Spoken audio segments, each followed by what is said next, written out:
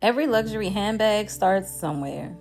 Some begin on a designer's computer, some begin in a factory, but mine started with this little sketchbook. If you've been following this journey, you know I'm building my very first luxury handbag from the ground up.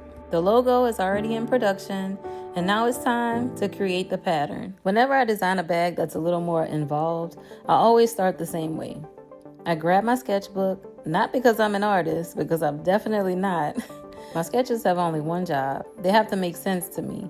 Before I go buy leather, before I sew a single stitch, I need to get the idea out of my head and onto paper. So I start with the overall shape of the bag. Then I begin to ask myself questions like, how big do I want it to be? What do I want it to hold? Do I want an outside phone pocket? How deep should the gusset be? How long should the flap be? And little by little, I start writing measurements beside each piece. The front panel, the back panel, the flap, the gusset, the pockets, nothing fancy.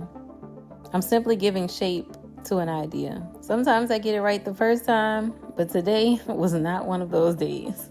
There was a whole lot of erasing, a whole lot of measuring, and more than a few moments where I just sat here staring at the paper wondering, does this even make sense? But that's the part of creating something from scratch.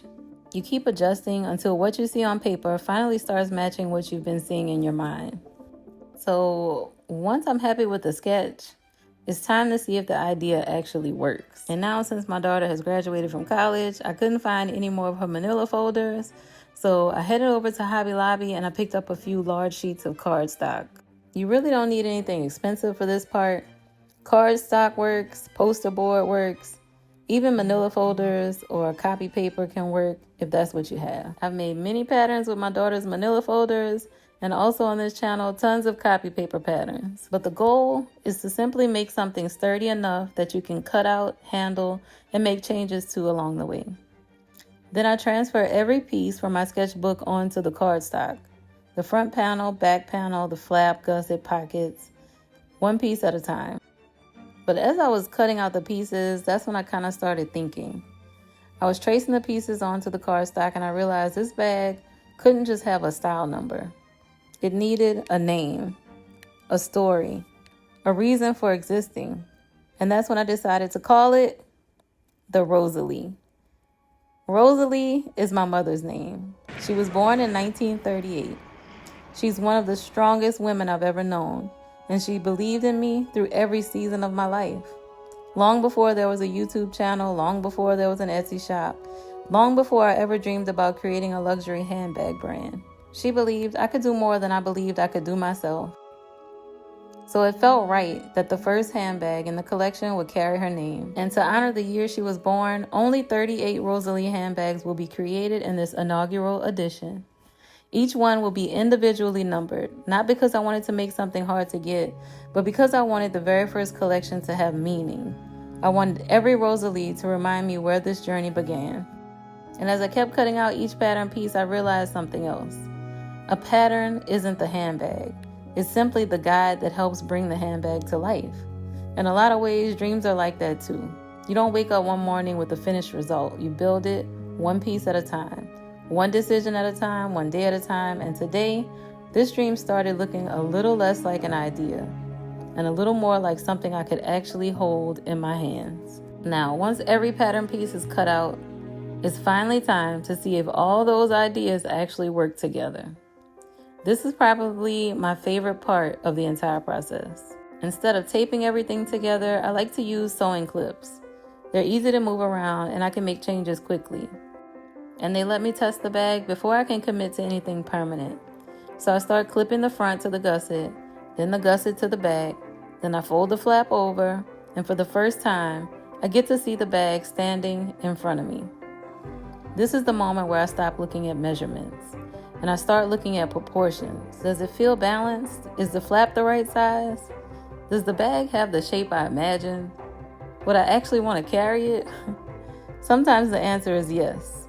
And sometimes it's, well, we're going back to the drawing board. And that's okay. I'd rather find a mistake with paper than with expensive leather. That's one of the reasons I encourage anyone making their own patterns to build a paper mock-up first. Paper is forgiving. Leather is not. As I started clipping all these pieces together today, I couldn't help but to think about my dad. Many of you know he passed away in 2015, and one of the things he loved most was gardening. Growing up, there was always something growing in our backyard. Tomatoes, cucumbers, cabbage. He loved watching something small grow into something that could bless other people.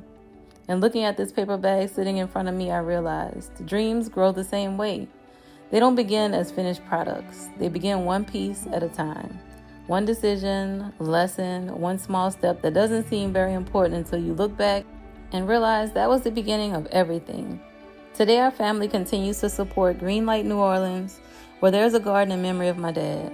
Their work helps families learn how to grow food, build sustainable gardens, and strengthen communities.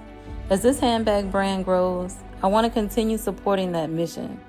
A portion of every Rosalie handbag sold will be donated to Greenlight New Orleans. And I want to take you along on that journey. Every time a Rosalie is sold, I'll share the donation, visit the garden, and show you exactly where that support is going.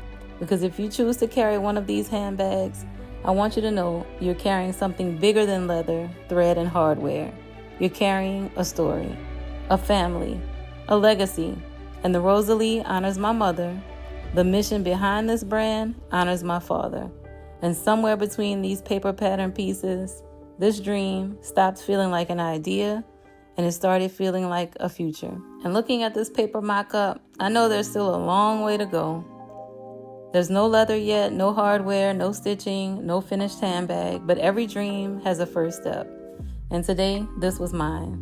This pattern may never be seen by anyone who carries the Rosalie. Most people will only see the finished bag. They'll never see the pages filled with measurements, the eraser marks, the pieces I cut twice, or the moments I sat there trying to figure out whether an idea in my head could become something real. But that's okay, because that's the part of the journey I get to share with you. The Rosalie honors my mother, the mission behind the brand honors my father, and every step I take from here is building towards something I've dreamed about for a very long time. And if you're watching this, thank you for being here. At the very beginning, and years from now, I hope we can look back at this video together and smile because we'll remember exactly where it all started. In the next episode, we'll choose every material that will bring the Rosalie to life. The leather, the lining, the hardware, every detail that will turn these paper pieces into a handbag. And I'm excited to take you with me. Until then, one step closer. And just like that, another day in the business I prayed for. And I don't know what tomorrow holds, but today I showed up, and that's enough.